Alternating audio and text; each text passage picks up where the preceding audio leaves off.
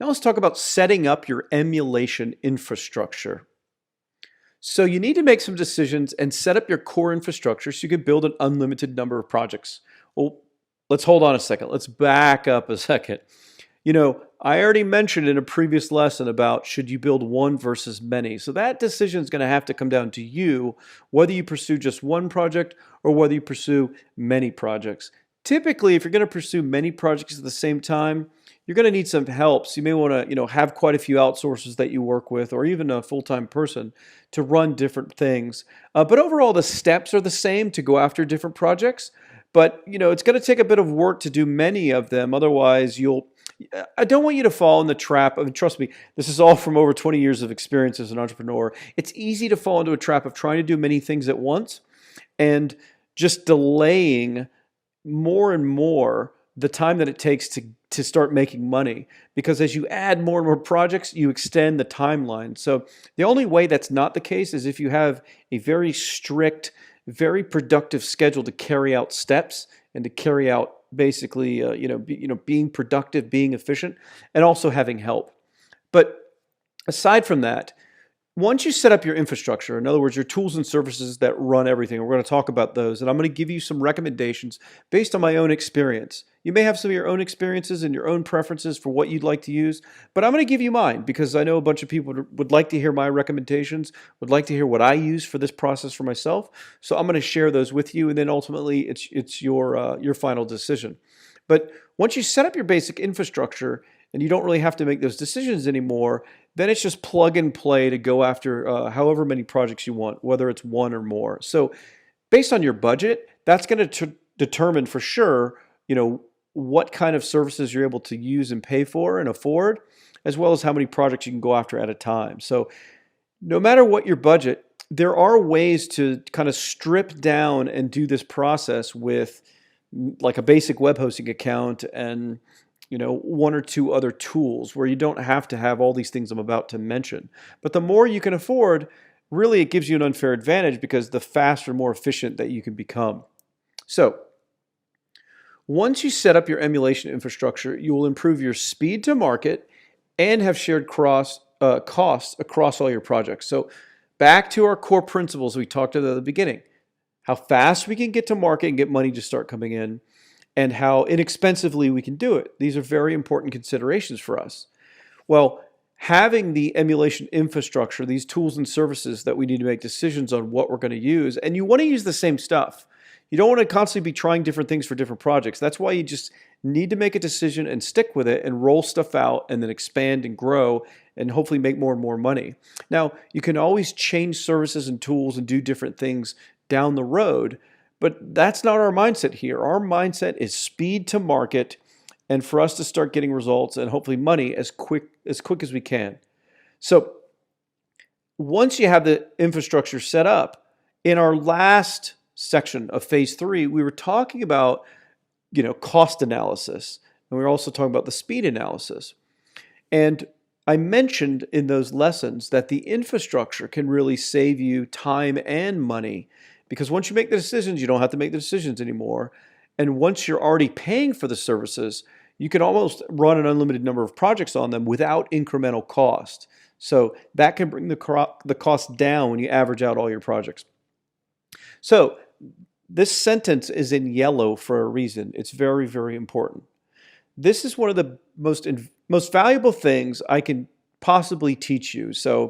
And I think if you really get this and you really understand it and use it and, just take advantage of it, you can make a lot of money as an entrepreneur. In fact, I think this one sentence for me personally, and I'm of course biased, but I think this one sentence for me personally is worth 10 times the value of what you invested to be in this class.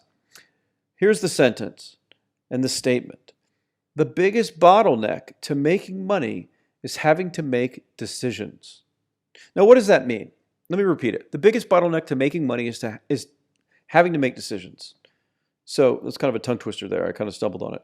The biggest bottleneck to making money is having to make decisions. So you as an entrepreneur, you're going to go out there and set up a business, set up pages, do things, drive traffic, work on your conversion, get money coming in, work to improve the conversion, work to get more traffic and more customers, and slowly but surely make more and more money and hopefully build a business that makes a lot of money.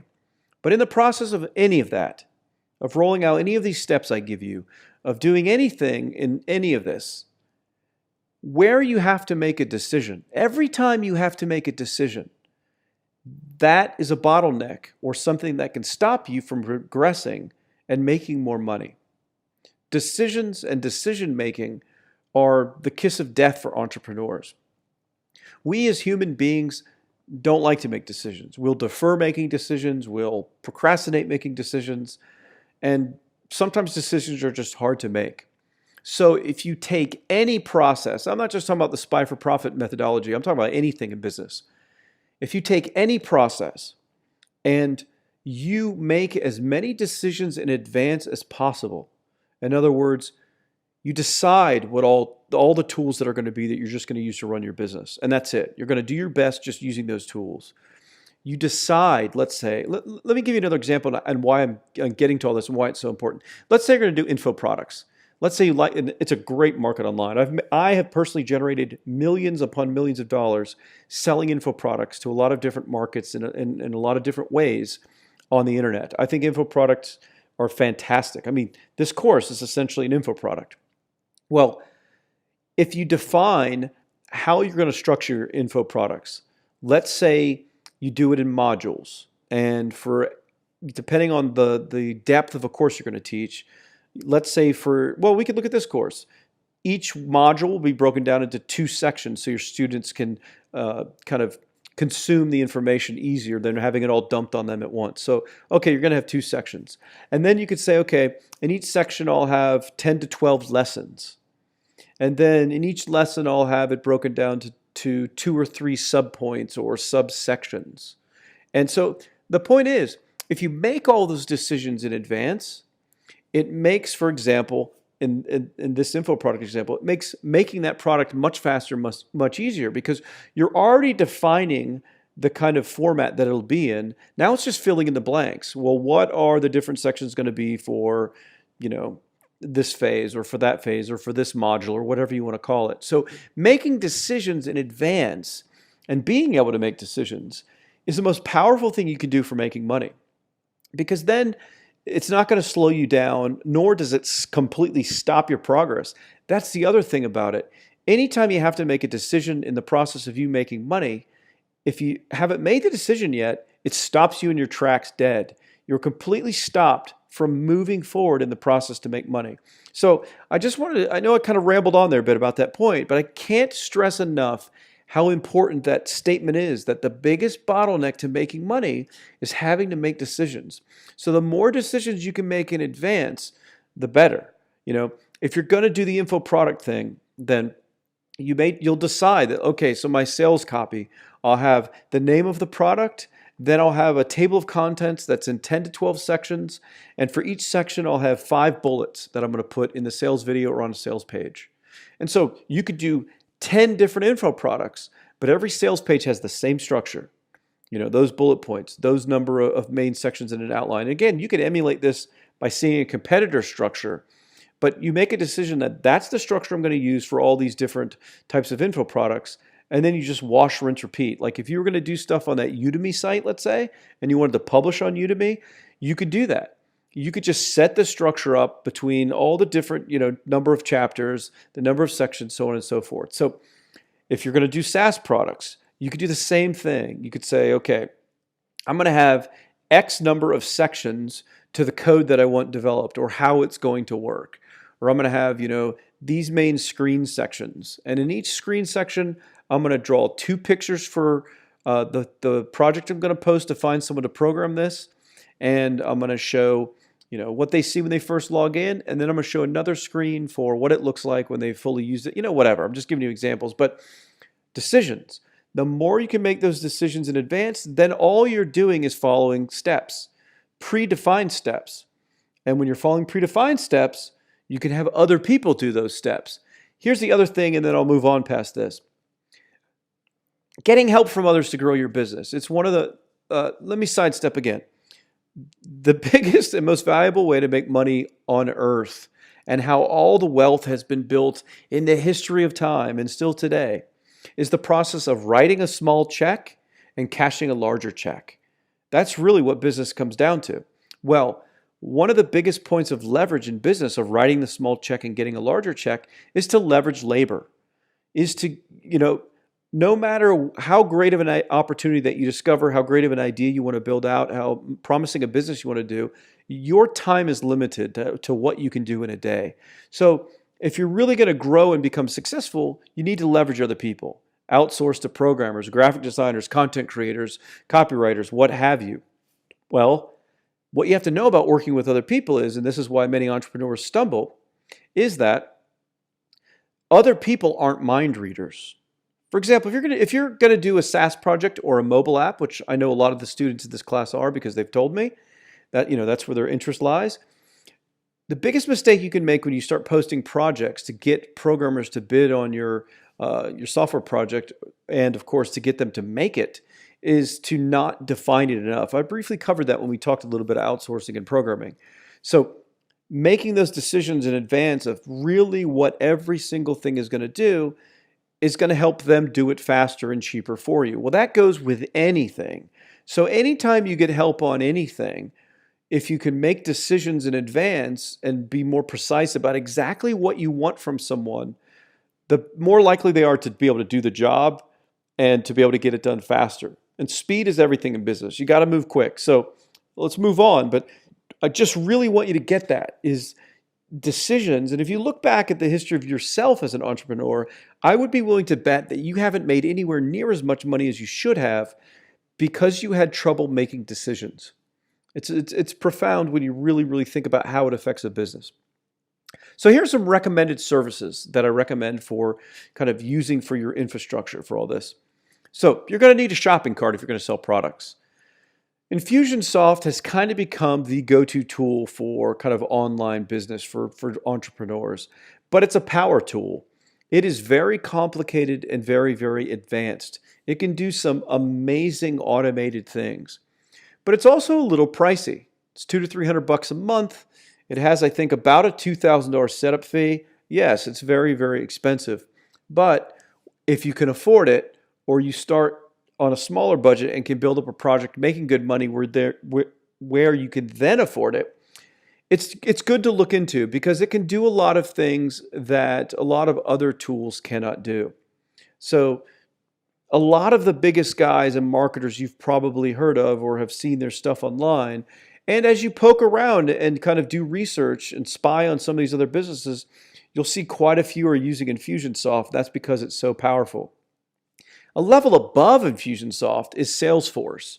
Salesforce is really high-end enterprise types of tools to do shopping cart services, customer relationship management, or what they call CRM, as far as kind of, and also managing any part of a business. That's really a whole nother level. But that's like 10 million a year plus types of businesses use Salesforce. Infusionsoft is really for kind of the up to the $1 million a year to even maybe $5, $7, $10 million a year business. Then you may outgrow that and need like a Salesforce. But I mean, you can make tons of money with Infusionsoft. But another great tool that I really like is One Automation Whiz. Now, this is a private label of One Shopping Cart, which you've probably heard of. But the great thing about One Automation Whiz is the guy that owns it and runs it. His name is Don Schnorr. Super awesome guy, super nice. He gets internet marketing. He gets people like us that are building things for the internet. And his support is second to none.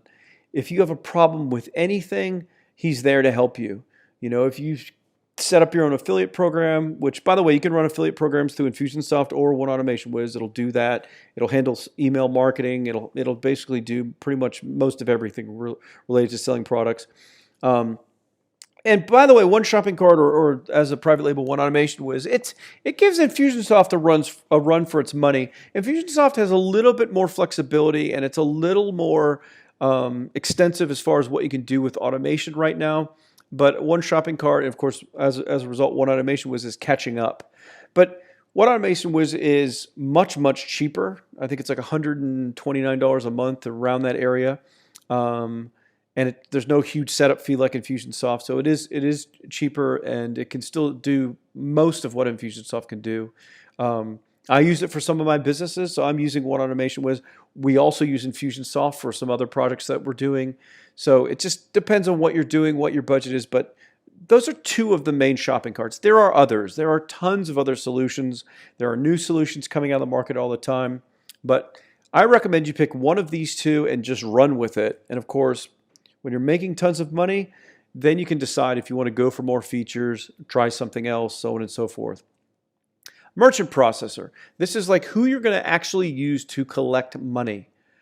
I highly recommend a company called Stripe. Stripe is really taking over the internet with digital marketing businesses for payment collection. In other words, to take like Visa, MasterCard, American Express, Discover, Diners Club, so on and so forth, in order to take credit cards as payment. I think right now the money gets deposited within 2 to 3 business days. So if you sell something today, you'll have the money in your account within 2 to 3 days from now. And what makes Stripe very, very powerful and why they're really taking over, and they've been very, very smart and strategic in building this business, they really built their service as a platform where, because the development community, developers, programmers love it because they have a set of APIs. No matter what you're building or what shopping, like all these other shopping cart tools and things plug into it, Stripe very easily. But you can do all kinds of other custom things with Stripe, and it makes it super, super easy. Stripe stores the credit cards, so Stripe can do very powerful things like one-click ordering. And I don't mean just one-click upsells, if you know what that is, where someone buys the initial product, they're still in the order process, and it says, hey, would you like to add, this other thing as an upsell? And then you go, okay, I would, and you click to add it. I'm talking about you could actually set up things, if it's done a certain way with Stripe, where you could send your customers to a completely different section or area of your business many days after the initial order, and they could one-click order without entering in their payment information again. What's that worth? It's incredibly valuable, and we're going to start to see some very, very cool stuff being done with methods like that for internet marketing. As people learn tricks and test and try things that will get higher conversions, that will make us more money, that will get us more sales. And so that's one of the reasons Stripe is very powerful. Stripe is also growing fast and backed by a lot of venture capital money. They have a lot of different companies working with them and wanting to work with them. And they're doing some very neat things. One of the powerful things that they're doing, which other merchant accounts are not, they're not necessarily exclusive in this area, but I know they're leading in this area from what I've read and researched. So they are now working directly with credit card databases. So check this out. So they're working to automatically update credit card information for a customer when the credit card expiration date changes, when the credit card number itself changes. Now, why is that critical? Let's say you do a membership site, a SaaS tool, some type of continuity program where you're going to be rebilling customers. Well, one of the things in the past about doing a continuity business is every year there's major turnover where you can't rebill customers because credit cards they get reissued every few years with a new expiration date. So if you didn't have the old expiration date, you had to tell the customer, hey, your payment was declined, we couldn't rebill you, your expiration date may have changed, come back into our system, change the expiration date, if your card changed, put in the new number. And anytime you have a point of friction like that, you make less money because X number of customers are never going to come to your system and put in the new information. They're lazy, they then decide, oh, I don't want to keep getting rebilled, so on and so forth. But Stripe is working very, very hard to automatically work with the banks to update their records, their credit card vault, so to speak. They store all the stuff on their servers, which is very critical in how they do that and comply with regulations to do it, but they do it. And so they're working to update this thing. So if you have a continuity program and you have customers that are connected to Stripe and that's managing the rebilling, because they do rebills, it can automatically help you collect money from people that have credit cards that change, but it doesn't affect you because the credit card vault that Stripe keeps for that customer record for you, it's automatically on the back end getting updated. Super powerful. So here's the thing to know about Stripe. If you go to their site and you check them out, their overall transaction rate is a little higher than a traditional merchant account that you'd get with, like, your own bank or with a normal merchant processor that does stuff, for internet processing. Normal merchant banks charge about 2.3% per transaction, or as much as 2.4, 2.5. Stripe, as you'll see, their rate is 2.9, so almost 3%. So it's 2.9, so it's about half of 1% higher. And of course, if you're doing a lot of volume, a lot of sales, that half a percent can add up to a lot of money. But here's the difference with Stripe. One, all those things I talked about, their automated rebilling tools, the fact that they're working to automatically update transactions, the one-click buying, in the end, that half a percent isn't going to matter. I believe using Stripe, like, here's the thing. I know I'm rambling a lot about Stripe, but it's important. Stripe is really, they're disrupting the whole merchant processor game. It used to be controlled by big banks like Citibank Processing and Chase and all these different underwriters, and they're screwing that whole market up. They're just shaking it up because they are creating so many things that make using them more likely to make more money for their merchants, go figure, than these old greedy banks have been that haven't really, they've been like dinosaurs. They haven't evolved. So that half of a percent more that they charge, at first glance, it's like, oh, well, they are more expensive. Now, I do believe all these added benefits they're adding, one-click buying, all these cool things, will more than make up for that. But here's what's neat to note.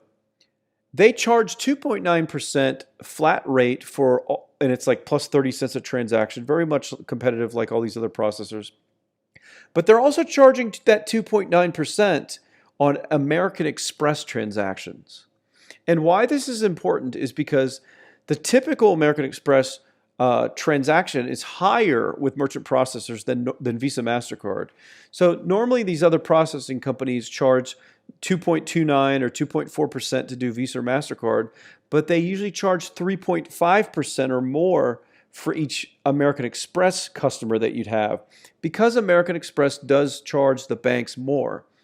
But Stripe does 2.9% for everything. So while they are a little higher for Visa, MasterCard, they're actually taking a loss, I think, and they're lower on American Express transactions. So when you dollar cost average out, I think all the transaction volume of your customers that'll use American Express, plus the ones that use Visa, that 2.9 and the 2.3% of other companies, that gap really starts to narrow, much, much smaller than the half percent. And if you do more volume with Stripe, they'll lower the 2.9% rate even further. It says so on their site. If you do more than $80,000 a month in volume, contact them and they'll give you a better rate.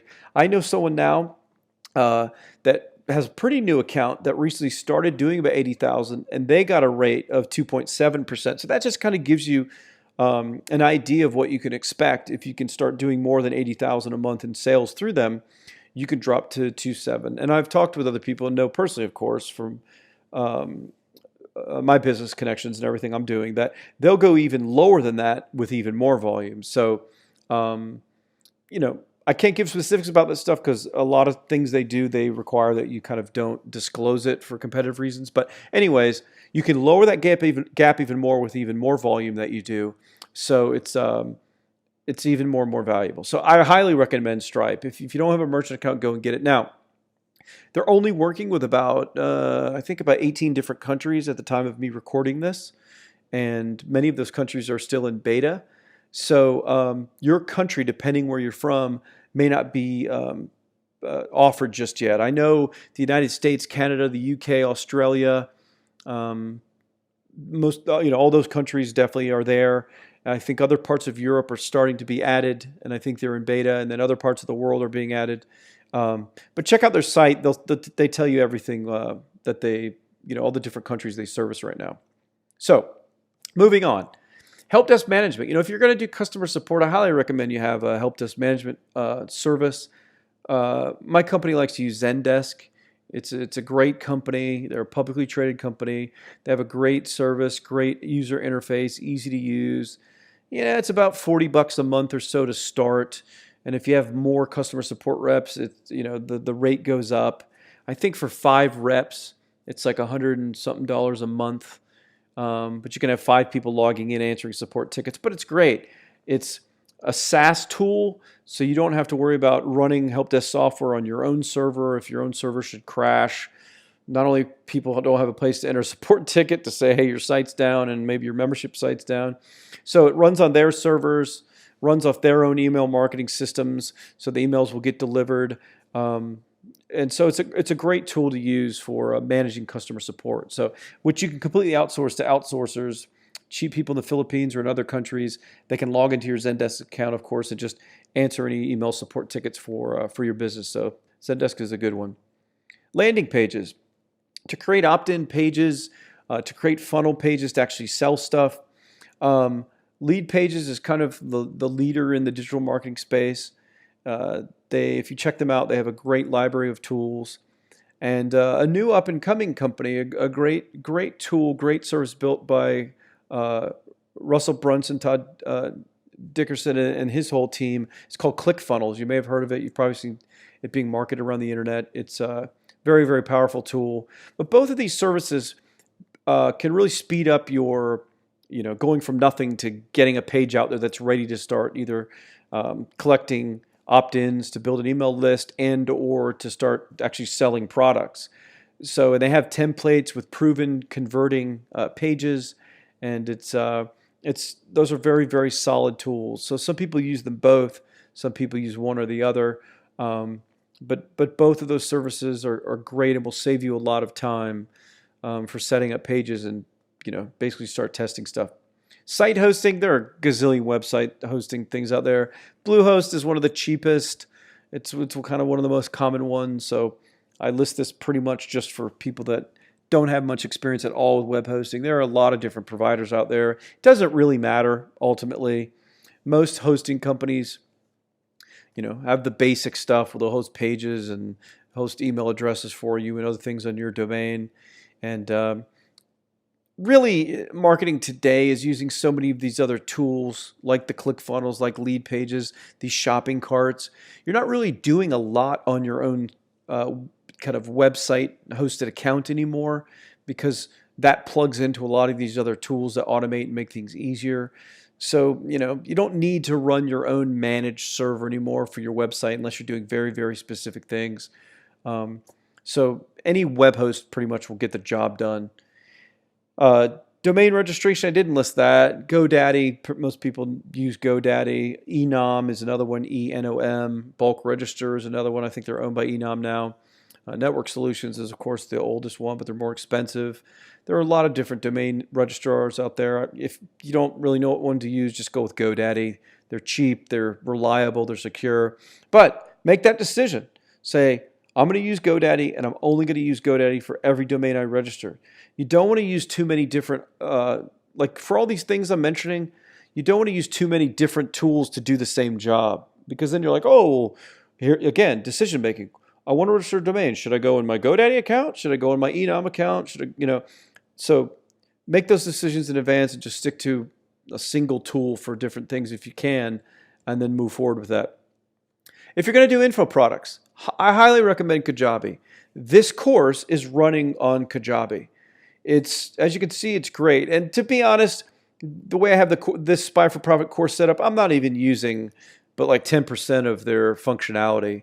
You can have discussions by lesson, and people can rate lessons, and you can interact with people with comments. And I'm not doing that for this course because I'm letting people contact me personally, and it's easy for me to manage those discussions and helping people by email. But you can do so much with Kajabi, a lot of like different social proof type things, a lot of different interactivity that you can add.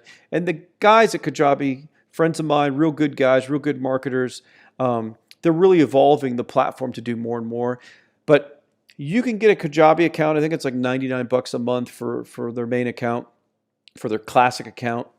And you can do tons of courses on it. And like I've literally from $100 a month account, a $99 a month account, I've literally done millions of dollars in sales and have served the courses from $100 a month account. So it's a great investment.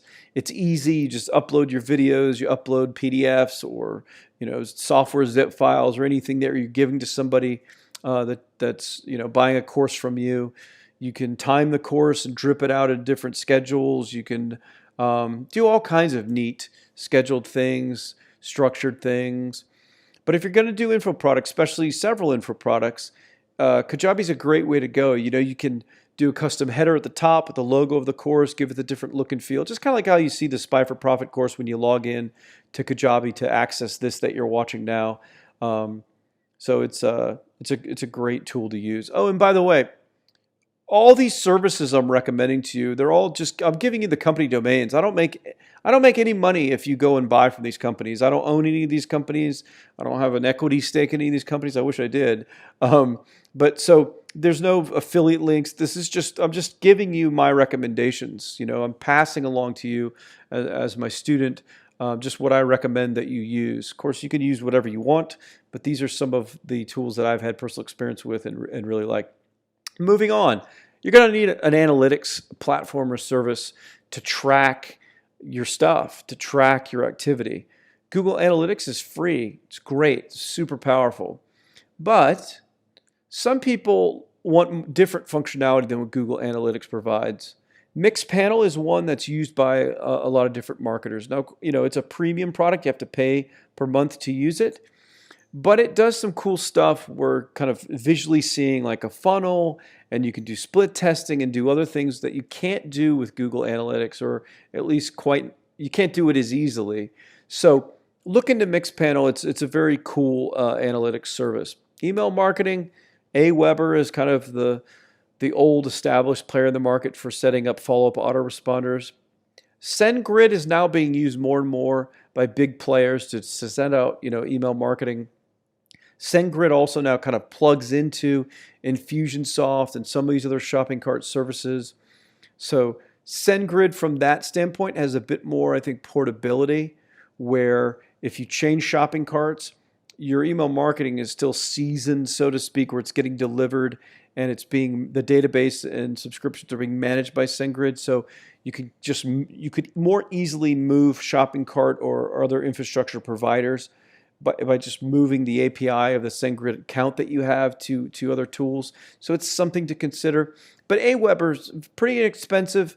It'll get the job done. It's good enough to get a business started and going and making money before you decide if you need to kind of move on to a more pro or enterprise tool like a SendGrid.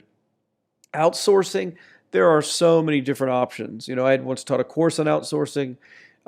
We could talk for 100 hours on outsourcing. There are tons of services that you can use. Odesk.com, Guru.com, Elance.com, Freelancer.com. You can place ads in Craigslist specifically, like in the Philippines, by the different areas of the Philippines, or in India, or in Russia. Lots of different ways to find outsourcers. You could go to where people with the expertise you would like to hire hang out, like on forums. Let's say you want a specific Adobe Flash type of an application or a web-based thing programmed.